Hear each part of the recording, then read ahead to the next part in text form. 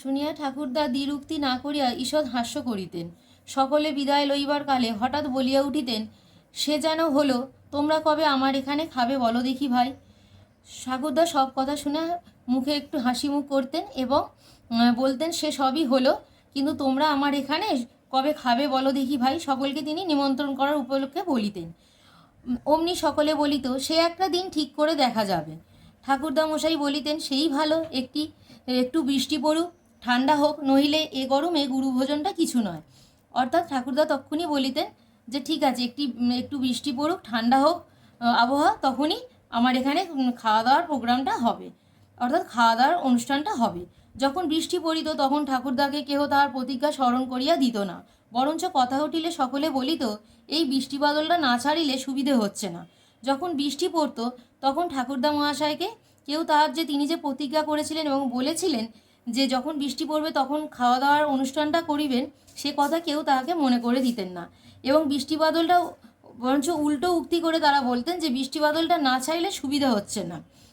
ক্ষুদ্র বাসা বাড়িতে বাস করাটা তাহার পক্ষে ভালো দেখাইতেছে না এবং কষ্টও হইতেছে, একথা তাহার বন্ধুবান্ধব তাহার সমক্ষে স্বীকার করিত।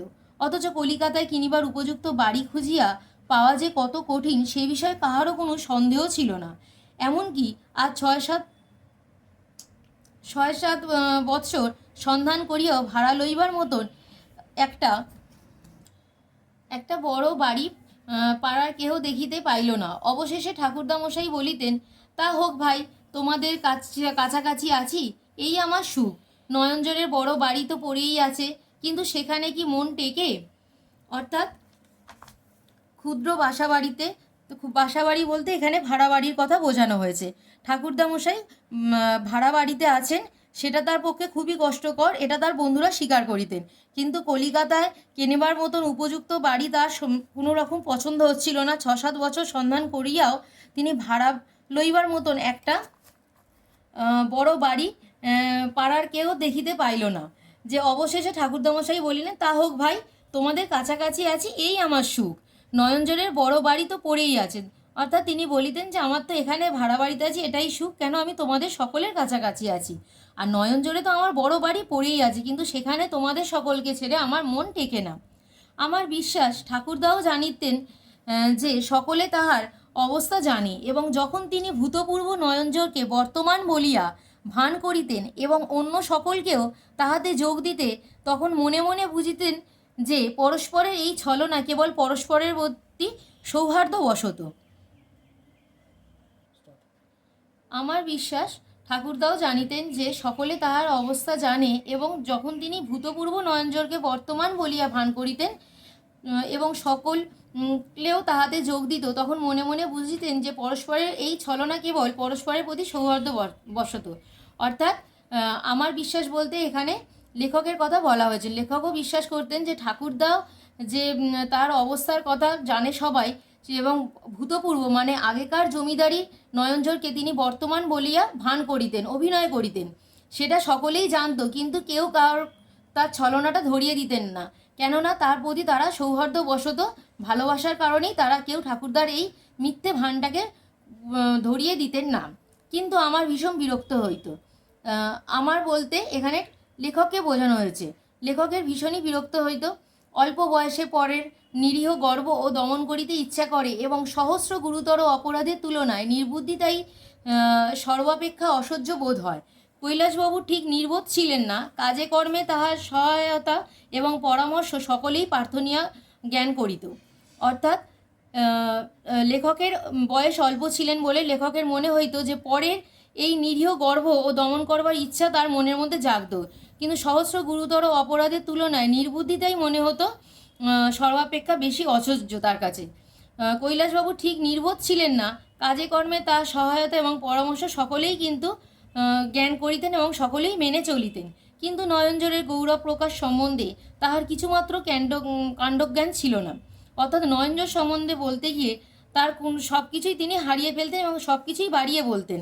সকলে তাহাকে ভালোবাসিয়া এবং আমোদ করিয়া তাহার কোনো অসম্ভব কথাতেই প্রতিবাদ করিত না। ঠাকুরদাকে সকলেই এত ভালোবাসতেন যে তাহার কোনো কথাতেই তারা প্রতিবাদ করিত না। তিনি আপনার কথার পরিমাণ রক্ষা করিতে পারিতেন না।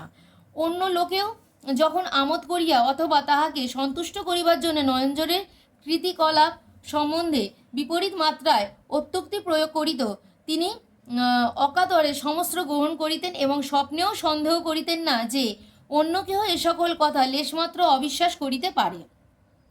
অর্থাৎ অন্য লোকেও যখন আনন্দ করিয়া তাকে সন্তুষ্ট করবার জন্য নয়নজোড়ের কীর্তিকলাপ সম্বন্ধে বিপরীত মাত্রায় অত্যুক্তি প্রয়োগ করিতেন, বিভিন্ন রকম আলোচনা করিতেন, তিনি অকাতরে সমস্ত কিছু মেনে নিতেন এবং তিনি কোনো রকম সন্দেহ প্রকাশ তাতে করতেন না। আমার এক সময় ইচ্ছে করিত বৃদ্ধ যে মিথ্যা দুর্গ অবলম্বন করিয়া বাস করিতেছে এবং মনে করিতেছে ইহাই চিরস্থায়ী, সেই দুর্গটি দুই তোপে সর্বসমক্ষে উড়িয়ে দিই। অর্থাৎ আমার এক সময় মনে ইচ্ছা করিত, আমার বলতে লেখকের মনে ইচ্ছা করিত যে বৃদ্ধ অর্থাৎ নয়নজোড়ের জমিদার মশাই যে ঠাকুরদা যে মিথ্যে দুর্গ অবলম্বন করে বেঁচে আছেন বা সেই সমস্ত কথা তিনি বলেছেন, এগুলো যে চিরস্থায়ী নয়, সেই দুর্গটাকে লেখকের মনে হতো দুই তোপে তাকে উড়িয়ে দিই, মানে সবার সামনে সত্যিটা নিয়ে আসি। একটা পাখিকে সুবিধা মতো ডালের উপর বসিয়া থাকিতে দেখিলে শিকারীর ইচ্ছা করে তাহাকে গুলি বসাইয়া দিতে।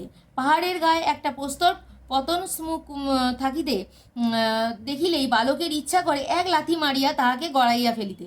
সেই জিনিসটার প্রতি মুহূর্তেই পরি করিতেছে, অথচ কোনো একটা কিছুতে সংলগ্ন হইয়া আছে, তাহাতে ফেলিয়া দিলেই তবে যেন তাহার সম্পূর্ণতা সাধন এবং দর্শকের মনে তৃপ্তি লাভ হয়। অর্থাৎ একটা পাখিকে সুবিধা মতন, মানে লেখক এখানে বলতে চাইছেন যে একটা পাখিকে যদি আমরা সুবিধা মতন ডালে শিকারি দেখে, তাহলে সঙ্গে সঙ্গে তার মনে হয় যে তাকে একটা গুলি করে মাটিতে ফেলে দিই। আবার এটাও মনে হয় পাহাড়ের গায়ে যদি একটা প্রস্তরখণ্ড অর্থাৎ পাথরকে যদি নিচের দিকে ফেলবার মতন জায়গায় থাকে, সেটা মনে হয় সঙ্গে সঙ্গে একটা পা দিয়ে ধাক্কা মেরে তাকে নিচে ফেলে দিই। যতক্ষণ না ফেলা হচ্ছে ততক্ষণ যেন কোনো কাজে সম্পূর্ণতা আসছে না, সেরকমই লেখকের মনে হয়, যেন কৈলাসবাবুর এই মিথ্যে সমস্ত কিছু সবার সামনে এনে সত্যিটাকে সবার সামনে নিয়ে আসতে পারে। কৈলাসবাবুর মিথ্যাগুলি এতই সরল, তাহার ভিত্তি এতই দুর্বল, তাহা ঠিক সত্য বন্দুকের লক্ষ্যের সামনে এমনি বুক ফুলাইয়া নৃত্য করিত। কৈলাসবাবুর মিথ্যেগুলো এতটাই সরল এবং এতটাই সাধারণ ছিল, যা সত্য বন্দুকের সামনে যেন বুক ফুলিয়ে ঘুরে বেড়াতো, সবাই সেটা অকাতরে মেনে নিত এবং কেউ তার প্রতি কোনো প্রতিবাদ করিত না।